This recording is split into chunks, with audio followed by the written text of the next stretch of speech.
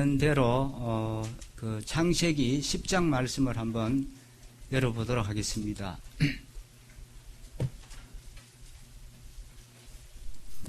이 성경을 읽다 보면은 마태복음 1장도 참 읽기 힘들지요. 힘들고 또 이제 창세기 10장 같은 부분도 좀 힘들어 하시는 그런 장입니다. 그런데 성경은 어디 하나라도 다 귀중합니다. 다 귀중하고 하나도 거기 소홀히 다룰 부분이 없습니다.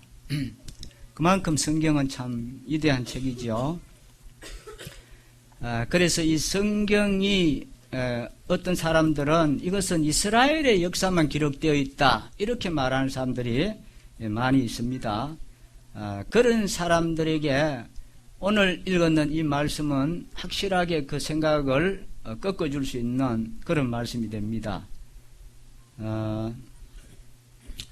이제 오늘 이 말씀을 보면은 온 인류가 이제 노아의 이 세 아들을 통해서 이제 퍼져나가는 그러한 것들을 여기에 기록해 놨습니다. 이러한 것들을 보면은 미국 사람이나 뭐 한국 사람이나 또 이스라엘 사람이나 할 것 없이 우리는 여기에 본다면 다 우리가 한 형제입니다. 다 우리는 한 형제고 하나님의 권위 아래 있다 하는 것을 우리가 알 수가 있지요.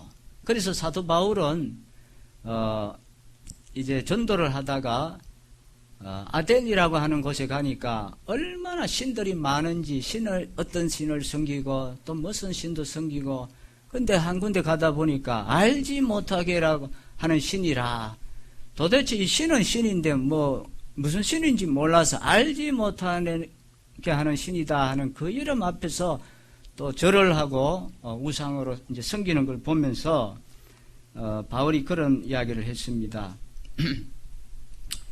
인류의 모든 족속을 한 혈통으로 만드사 온 땅에 거하게 하시고 저희의 연대를 정하시며 거주의 경계를 하나셨다 이렇게 가르치고 있습니다.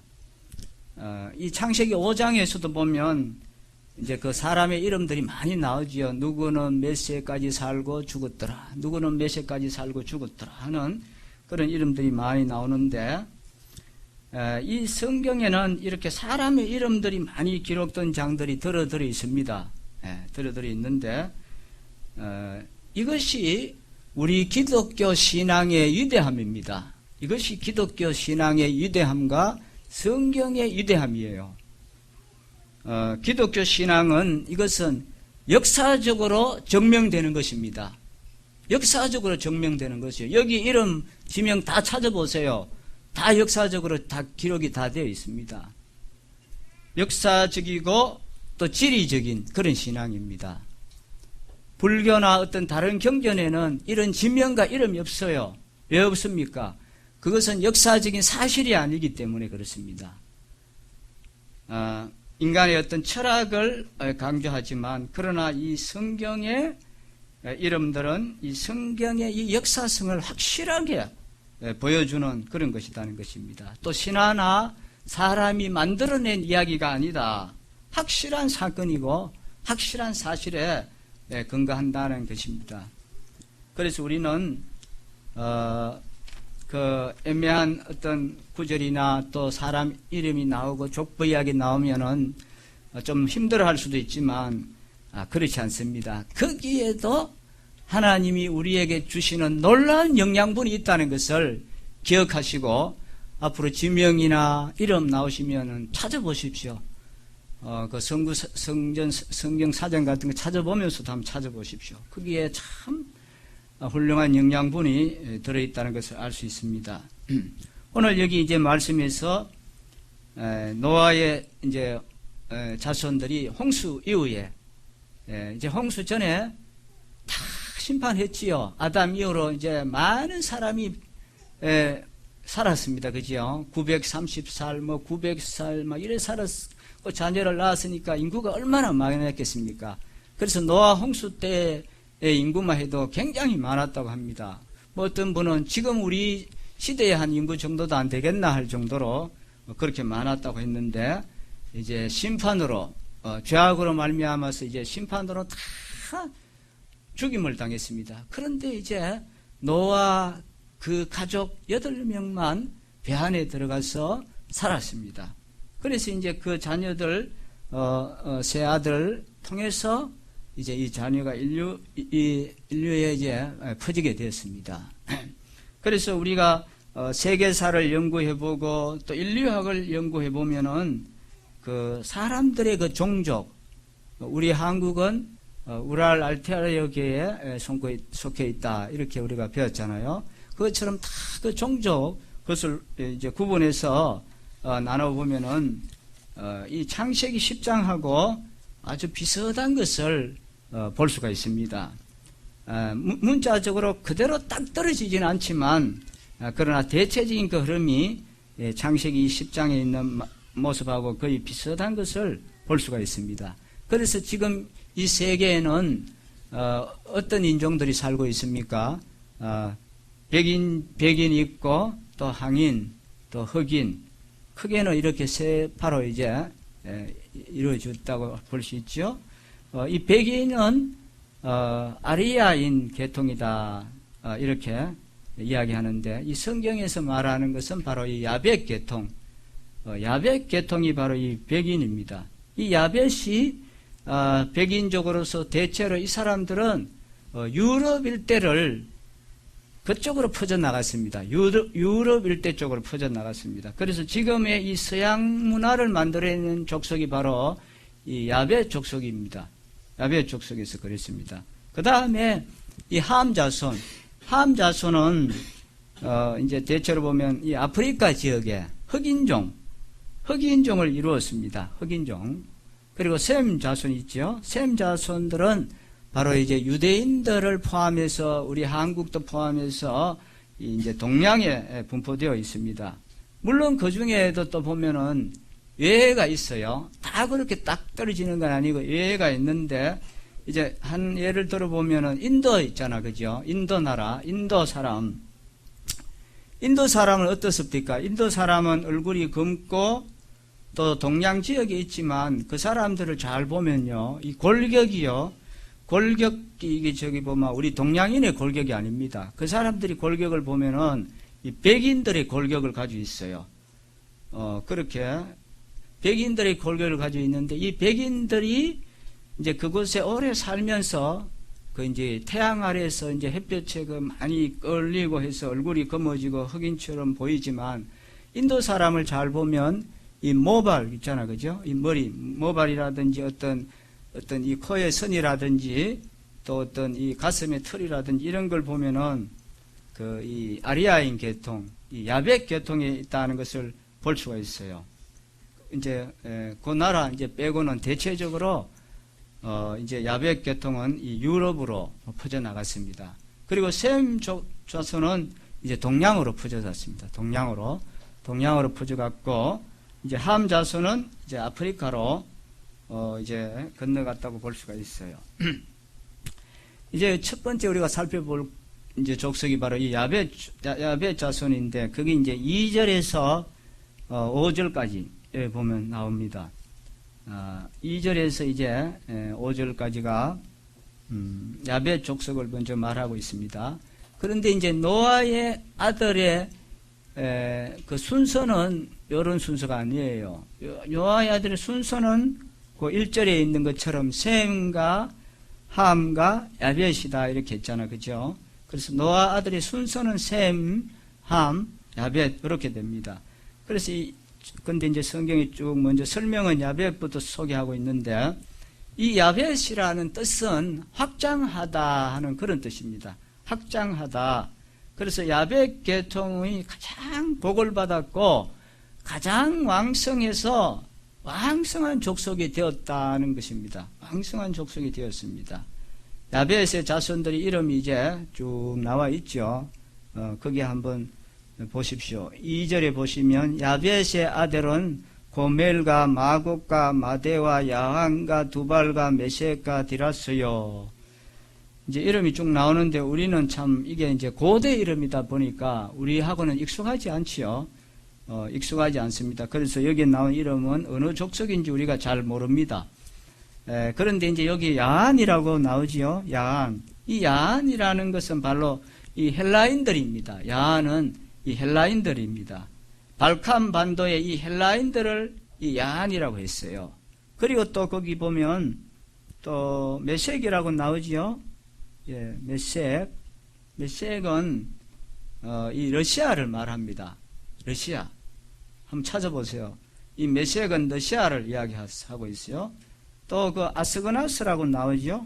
아스그나스. 이것은 이제 이 게르만 족속들을 말하고요. 그리고 이제 또 거기 보면 달시스라고 있죠. 달시스. 4절에 보면 달시스라고 나오지요. 이 달시스라는 것은 바로 이 스페인 계통, 이 스바나 계통을 이제 말하고 있습니다. 그래서 러시아 계통은 슬라브인들인데 이제 대체로 그 사람들은 북쪽에 속해 있어서 이 사람들은 또 북극의 곰이다 이렇게도 이제 이야기를 합니다. 그리고 이제 이 독일 계통이 이제 게르만 계통인데 이 계통이 보면은 굉장히 강력합니다. 유럽 국가 중에서도 아마 머리가 가장 좋은 것 같아요. 기계나 뭐 의학이나 많은 분야에서 이 사람들이 그 아주 뛰어납니다. 그래서 아주 그 머리가 좋은 그런 계통인데, 그리고 이제 이 스페인 계통은 이제 대체적으로 이제 남반에 위치해 있었습니다. 이 스페인 계통은 남반에 주로 있었는데, 이 스페인 계통도 한때는 이 세계를 제패했던 나라입니다. 세계를 제패해서 바다를 지배하게 되고 또 아메리카 대륙을 발견했습니다. 그래서 지금도 이제 그 북미는 어떻게 대체적으로 구성이 되어 있나 하면 이제 영국 사람들, 또 독일 사람, 또 러시아 사람, 프랑스인, 이렇게 이제 이런 백인들이 합쳐져서 이제 미국과 캐나다를 주류를 이루고 있습니다. 그런데 이제 남미로 내려가 보면 이제는 스페인 계통, 또 이제 포르투갈 계통이 있어요. 많은 나라가 있는데 이 언어는 스페인 언어를 씁니다. 그래서 남미에 있는 그 파라과이라든지 그런 쪽은 이 스페인어를 써요. 그래서 이제 그런데 이제 딱 그 이 브라질은 또 그 언어를 안 씁니다. 브라질 나라만 이 포르투갈어를 쓰고 있어요. 포르투갈어를 사용하고 있습니다. 그래서 스페인 계통들이 그곳에서 이제 굉장히 많은 땅을 차지하고 또 많은 국가를 이루었습니다. 그래서 이러한 것을 볼 때 이 야백 계통이 굉장히 많이 퍼져나갔던 것을 우리가 볼 수가 있지 않습니까? 그래서 이 야백 계통에서 문화가 굉장히 크게 발달을 했습니다. 그래서 현재 세계 문화유산의 그 전신이 뭐냐 하면 바로 유럽 문화입니다. 유럽에서 왔습니다. 유럽 문화고 이 유럽 문화의 전신이 바로 헬라 문화입니다. 헬라 문화입니다. 그래서 헬라 문화라는 것은 헬라의 남방에 있는 에게해의 섬에서부터 문화가 발생해서 이것이 헬라 전체에 파급이 되고 이 헬라 문화가 이제 유럽 문화 전체에 파급이 되어서 그것이 미국으로 건너가서 문화가 전파된 것을 우리가 볼 수 있습니다. 이 야백 계통이 이렇게 왕성해진 이유가 뭐냐 하는 것입니다. 이렇게 왕성해진 이유는 몇 가지를 생각해 보면 첫 번째는 기독교 복음이 들어왔다는 것입니다. 기독교 복음이 들어오면 왕성하게 되어 있어요. 기독교 복음을 배척하는 나라일수록 대체적으로 가난하고 우상 섬기고 참 어려움을 많이 당해요. 그래서 이렇게 야백 계통이 왕성해진 이유가 기독교 복음이 들어왔다는 것입니다. 그래서 이 기독교 복음이 처음에 어디서부터 출발했습니까? 바로 이 성지에서 일어났습니다. 이 성지는 엄격히 말하면 서양에 속한 것이 아니라 이것은 동양인데, 그래서 동양에 속해 있지만 지리적으로 볼 때 이게 이제 서양에 가깝기 때문에 소아시아라고 합니다. 소아시아라고 그렇게 부르는데, 이 만일 성지에서 동쪽으로 복음이 전파되어 가지고 이란을 거치고 인도를 거쳐서 중국을 거치고 들어왔다면 우리가 먼저 굉장한 그 복을 받았을 겁니다. 복음의 복, 문화의 복, 여러 가지 이제 복을 받았을 건데, 근데 이 복음이 사도행전을 보면 그 흐름이 어디로 흘러갔나 하면은 이 복음이 서쪽으로 갔습니다. 서쪽으로 가게 되면서 유럽으로 갔습니다. 바울이 원래는 아시아 쪽으로 복음을 전하려고 했는데 마게도니아에서 한상이 나타나서 마게도니아로 건너와서 우리를 도우라 하는 그 한상을 받고 바울이 이 복음을 아시아로 가려고 하다가 방향을 바꿔버렸습니다. 마게도니아로, 유럽으로 건너가게 되었습니다. 그래서 그 유럽이 먼저 이제 예수님을 믿게 되었지요. 그래서 하나님을 섬기는 기독교가 바로 이 백인 문화의 그 기본이 된다는 것입니다. 사실 이 백인의 왕성한 문화나 번창한 국세나 그들의 발달된 현대 생활이라는 것들이 다 이 기독교를 말하지 않고는 이것은 이야기할 수가 없습니다. 기독교를 통해서 그래 되었습니다. 이 기독교 신앙이 백인 문화의 첫째의 근간이라는 것을 알 수가 있습니다. 그리고 또 두 번째 하나의 특성이 있다면 이 개방성입니다. 개방성. 헬라에서부터 도시국가가 발생했습니다. 도시국가가 발생되고 거기에서 민주정치가 나왔습니다. 민주정치가 세계에서 가장 먼저 발달한 곳입니다. 그래서 물론 백인 사회에도 왕이 다 있습니다. 왕이 있지만 그러나 우리 동양의 어떤 왕들하고는 좀 차이가 있습니다. 아프리카의 왕들하고도 좀 차이가 있습니다. 거기에는 민주주의가 발달해서 세계로 퍼져나갔습니다. 그래서 이 기독교 신앙과 민주주의를 따라가니까 당연히 그들의 생활도 개방적일 수밖에 없습니다. 우리나라도 이 복음이 들어오기 전에는 얼마나 폐쇄적이었습니까? 그런데 이제 복음이 들어오면서 개방적으로 나아갔습니다. 그래서 이 사람들은 남에게 뭐 숨기고 가리고 그렇게 하지 않습니다. 참 미국 나라만 해도 얼마나 개방적이어서 우리가 볼 때는 야 저런 것도 공개하고 발표할 수 있겠느냐 하는데도 그 나라는 보면 그런 것들을 잘하는 걸 볼 수 있어요. 얼마나 이 개방적인 것들을 볼 수가 있는데, 그러나 이제 이와는 좀 우리 주변의 나라 북한을 한번 생각해 봅시다. 이 북한은 얼마나 폐쇄적입니까? 사람을 우상화하는 나라 아닙니까? 사람을 우상화한 나라고 철저한 또 허위주의죠. 거짓말로 가득 찼습니다. 허위주의고, 그래서 남쪽의 아이들은 너무나 가난해서 학교도 못 다니고 깡통 차고 거리를 다닌다 하면서 그런 거짓말을 하고 다니고, 그러니까 얼마나 폐쇄적입니까? 사람을 우상화하기 위해서 허위가 필요하고 신이 아닌데 그것을 신격화하려고 하니까 얼마나 거짓말해야 되고 또 감추어야 되고 폐쇄적이고 그렇게 되는 걸 볼 수 있죠. 그 다음에 이제 두 번째 이제 족속은 이 함의 자손을 한번 봅시다. 함은 뜨겁다, 덥다 하는 그런 뜻을 가지고 있습니다. 그것이 이제 6절에서 20절까지가 이제 있습니다. 이제 20일까지 퍼져나가는 걸 볼 수 있는데, 자, 6절 한번 보십시다. 함의 아들은 구스와 미스라임과 북과 가나안이요. 이래 나오죠. 이제 그래서 여기 구스 나오죠. 구스.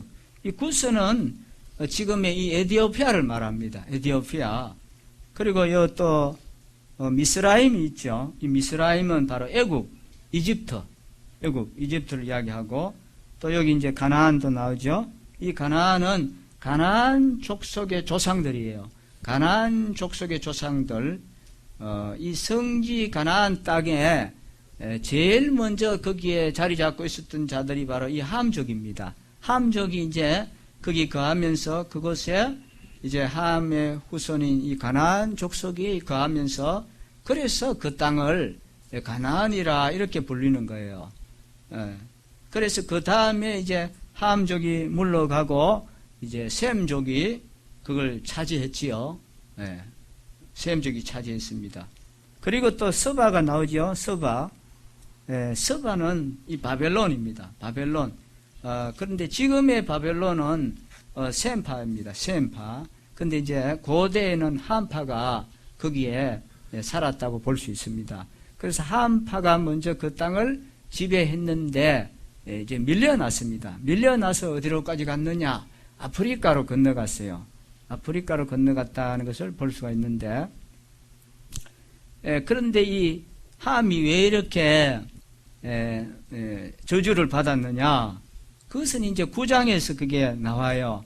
노아가 포도주를 먹고 술이 취해서 있는데 그 함은 그것을 보고 이제 고발했습니다. 그래서 노아가 그렇게 이야기를 했지요. 그 세 자녀에게 그 이야기를 했습니다. 거기 한번 보십시오. 9장 26절 27절에 한번 보십시다. 9장 26절 27절에 또 이르되 셈의 하나님 여호와를 찬송하리로다. 가나안은 셈의 종이 되고 하나님이 야벳을 창대하게 하사 셈의 장막에 거하게 하시고 가나안은 그의 종이 되게 하시기를 언하노라 했잖아요. 이 하나님의 노아가 이제 그렇게 말을 했습니다. 그 저주를 한 그대로 그렇게 됐습니다. 그러니까 이 가나안은 셈과 야벳의 종이 된다는 그 사실대로 그렇게 됐습니다. 그래서 이 셈 자손에게 이제 이 가나안이 공격을 받아서 쫓겨났지요. 쫓겨나서 아프리카로 건너가게 됐고 야벳 계통의 종이 되어서 이 흑인들이 백인들에게 얼마나 많은 수모를 당했습니까? 그런데 이제 복음을 먼저 깨우친 아브라함 링컨 같은 훌륭한 분이 계셔가지고 흑인들 노예 해방을 시켜주고 해서 이 흑인들이 지금은 대우를 받고 미국 대통령까지 되는 감히 상상할 수 없는 그런 일들이 일어났습니다. 이제 셈의 자손 한번 보겠습니다. 이 셈의 자손은 이제 대체로 이제 동양인이라고 볼 수 있습니다. 그것은 이제 그 21절 이하에 그 있습니다. 21절 한번 보십시다. 셈은 에벨 온 자손의 조상이요 야벳의 형이라. 그에게도 자녀가 출생하였으니 셈의 아들은 엘람과 아수르와 아르박삭과 루과 아람이요. 이름이 쭉 나오죠. 여기에 이제 에벨이 나오죠. 이 에벨은 히브리 족속들을 에벨이라고 합니다. 그리고 또 아수르 있죠. 아수르. 이 아수르는 아수르 사람들, 지금 말하면 이라크 지역이에요. 이라크 지역의 사람들입니다. 그리고 또 여기 아람은 이제 요 사람들을 제외한 나머지 그 아랍인들을 이야기할 수 있습니다. 그래서 동양사에 보면은 옛날에 이제 한나라 한민족이 중국의 큰 족속이 되고 있는데 이들이 어디서 온 것이냐 하면은 바로 이 메소포타미아 지방에서 흘러왔다 이렇게 이야기를 합니다. 중국 대륙 서쪽에 이제 인도와 히말라야 그 산맥을 유시해서 또 이 파미르 고원이라고 하는 굉장히 높은 그 지대가 해발 3,000에서 4,000m나 되는 그런 높은 이 고원이 있습니다. 그러니까 이제 옛날 사람은 그 산을 넘어오기가 힘들잖아요. 그 높은 산을 올라가기가 힘드니까 이제 밑으로 왔습니다. 올라가지를 못하니까 밑으로 쭉 이렇게 따라왔는데 밑으로 오니까 이제 항아에 그 상류의 산맥이 끊어져 있는데 거기 이제 그 뚫어져 있는 계곡이 있었어요. 거리로 들어왔다고 합니다. 거리로 들어와서 중국 고대 문화를 이제 보면은 항아 상류에서 먼저 문명이 시작되었다고 합니다. 여기에서 문명이 시작되어서 그곳에서 이제 족속들이 토착이 되어서 이제 살면서 점차 이제 남방으로 이렇게 흘러내려오니까 이제 그 양자강 유역이 나왔습니다. 양자강 유역에서 이제 오게 되고 거기에서 이제 중국 대륙 전체에 이제 퍼져나갔습니다. 그래서 이 양자강 유역은 아주 개간하기 쉽다고 합니다. 참 농사 짓기가 쉽다고 해요. 얼마나 땅이 부드럽고 좋은지 막대기로 찔러도 농사를 지을 수 있을 만큼 그렇게 아주 무르고 좋답니다. 그래서 그 민족들이 거기에서 이제 빨리 정착하게 되고 또 거기에서 문화가 이제 계속해서 발달이 되었어요. 그래서 이 족속들이 메소포타미아에 이제 왔습니다. 이 족속들이 메소포타미아에서 왔고 바로 이제 성경에서 말하고 있는 바로 이 에덴 동산 지역이 바로 이 메소포타미아입니다. 에덴 동산이요. 얼마나 부유하고 좋은 곳입니까? 메소포타미아인데 이들이 북쪽으로 이제 흘러왔다. 이렇게 이제 인류학자나 역사학자들이 보면 그렇게 이제 봅니다. 그래서 미국에는 이제 아메리카 인디언들이 있는데 이 사실 인디언들은 인도 사람이 아니고 원래는 이 동양족입니다. 동양족입니다. 이 콜럼버스가 처음에 이제 인도를 찾아갔습니다. 항해하면서 인도를 찾아갔는데 인도인 줄 알고 갔는데 보니까 인도가 아니고 미국 대륙에 착륙했는 거라요. 그래서 자기가 거기 인도인 줄 알고 자기는 그걸 인도라고 믿었는 거라요. 믿고 죽었어요. 그래서 이제 인디언이라고 그 이름이 불려졌답니다. 그래서 사실 인도에 사는 사람들과 아메리카 인디언들은 사실은 아무런 관계가 없습니다. 관계가 없고 오히려 인디언들은 동양족이라는 것을 알 수가 있어요. 인디언들은 보면 머리가 검고 직모입니다. 우리처럼 그래요. 머리가 검고 직모고 키는 이제 우리보다 키가 커요. 그것은 아마 지역과 환경에 따라서 아마 키가 큰 것이 아닌가 이렇게 생각을 해요. 이 동양의 몽고족들이 이제 시베리아로 올라가서 캄차카 반도에서 알래스카 사이에 그 해협이 이제 얼어붙었을 때 이제 그것을 건너서 아메리카로 건너왔다고 그렇게 믿고 있습니다. 그래서 이제 북쪽에서부터 흘러내려오면서 아메리카 대륙에 정착을 하고 이제 그들이 남미까지 내려가서 아메리카 대륙 전체에 이 동양인들이 이제 퍼져서 선주민이 된 겁니다. 이러한 것을 볼 때 세계에 있는 모든 민족의 분포라는 것은 이 성경의 범위에서 우리가 해석해 볼 수 있다고 그렇게 생각합니다. 그래서 이 메소포타미아에서 중국 대륙으로 이동해 가고 중국 대륙에서 미국으로 이동해 갔다는 것을 우리가 이제 짐작해 볼 수 있습니다. 이 야베 족속은 대단히 문화적으로 발달했다고 말했습니다. 그런데 반면에 이 셈 족속은 이 정신적으로 굉장히 발달했다고 할 수 있어요. 정신적으로. 공자를 보십시오. 공자의 유교. 또 뭐가 있습니까? 석가모니의 또 불교. 이게 다 동양에서 나왔잖아요. 동양에서 나왔습니다. 또 우리 기독교도 사실로 말하면 우리가 동양이 아니겠습니까? 그래서 인도는 제가 아까 조금 전에 말씀드렸지만 동양은 동양인데 그 족속은 야백교통이라고 말씀을 했습니다. 그렇지만 그 땅은 또 동양 아닙니까? 그죠? 그래서 이 서양 문화가 물질 문화인데 반해서 이 동양 문화는 바로 이 정신 문화였다 하는 것입니다. 유교 같은 것은 엄격히 말하면 유교를 통해서 우리가 하나님을 발견하기는 어렵습니다. 그렇지만 거기에 보면 윤리와 도덕을 가르치고 있어요. 윤리와 도덕을 가르치고 있고 또 불교는 어떻습니까? 불교는 거기에 구원이 우리가 있다고 믿지 않습니다. 그렇지만 그 안에는 인생 철학이 있습니다. 인간의 철학에 대해서 굉장히 철저히 분석하고 그 깊이가 있는 그것이 바로 불교입니다. 이러한 것을 볼 때 이런 것들이 다 동양계통에서 볼 수가 있습니다. 세계 역사가 흘러가면서 성지에서 일어났던 기독교 복음이 먼저 유럽으로 건너가서 유럽 전체가 복음화되고 또 유럽 사람들이 미 대륙으로 가면서 미국으로 복음이 건너가고 또 그것이 태평양을 건너서 또 일본과 한국으로 복음이 전해졌습니다.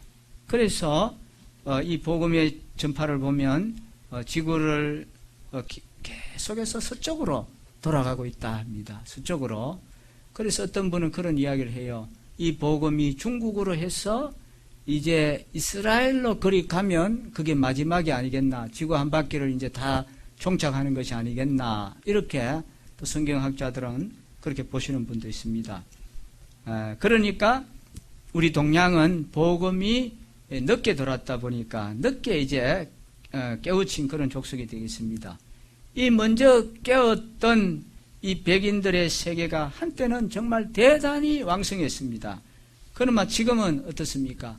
지금은 대단히 타락해 있습니다. 그 타락이 어디서부터 왔습니까? 그것은 바로 이 기독교 신앙의 타락에서 왔습니다. 그렇게 왕성했던 기독교가 십자군 은정을 기점으로 해서 약해지고 타락해진 것을 볼 수 있습니다. 그러다가 이제 17, 18세기 종교개혁 이후에 조금 살아나는 것 같았지만 그러나 지금도 참 약해져 있고 전통만 남아있고 거의 생명은 많이 약해져 있는 지금 그러한 것들을 보고 있습니다. 그리고 이 미국의 복음도 초기에는 대단히 왕성했지만 나라가 이제 커지고 발달해 가니까 이 현실에 도취가 되어서 신앙이 약해져 있고 미국, 캐나다 이런 데도 보면 또 참 그리스도를 안 믿고 배척하는 사람들도 많이 있는 걸 봅니다. 참 그런 거 보면 마음이 참 안타깝습니다. 그렇게 우리가 우리 이제 동양인 우리 한국은 복음이 늦게 들어간 것을 우리는 이제 원망할 것이 아닙니다. 우리는 이걸 원망할 게 아니라 지금도 우리가 대단히 우리는 감사하고 있습니다. 감사하고 있고 이제 내용까지 더 충실해진다면 우리가 늦게 깨어난 우리 동양의 기독교가 예국에 먼저 깨어난 사람들에게 복음을 전할 수 있는 것 아니겠습니까? 그래서 우리가 미국 다음으로 한국이 선교사들을 많이 파송했다 이렇게 하는데 사실은 인구 비율로 보면 우리 대한민국이 선교사를 세계에서 제일 많이 파송한 나라입니다. 그래서 하나님께서 인간 노아의 자손을 세 족속으로 나누어서 각자 그들에게 다른 사명을 다 주었습니다. 야벳 자손은 먼저 왕성했고 또 야벳 계통에 나름의 사명이 있었습니다. 그래서 함 자손에게 선교사를 보내고 복음을 전하고 또 셈 자손에게 선교사를 보내어서 복음을 전했습니다. 그들이 또 약해지니까 이제 셈파들이 바톤을 이어받아서 이제 우리 한국에서 이제 중국으로 또 북한으로 또 어디입니까? 저 멀리 파라과이로 또 남미 파라과이로 스리랑카로 또 저 아프리카 남단의 남아공까지도 우리가 지금 복음을 전하러 선교사들을 파송하고 참 이러한 일을 하고 있습니다.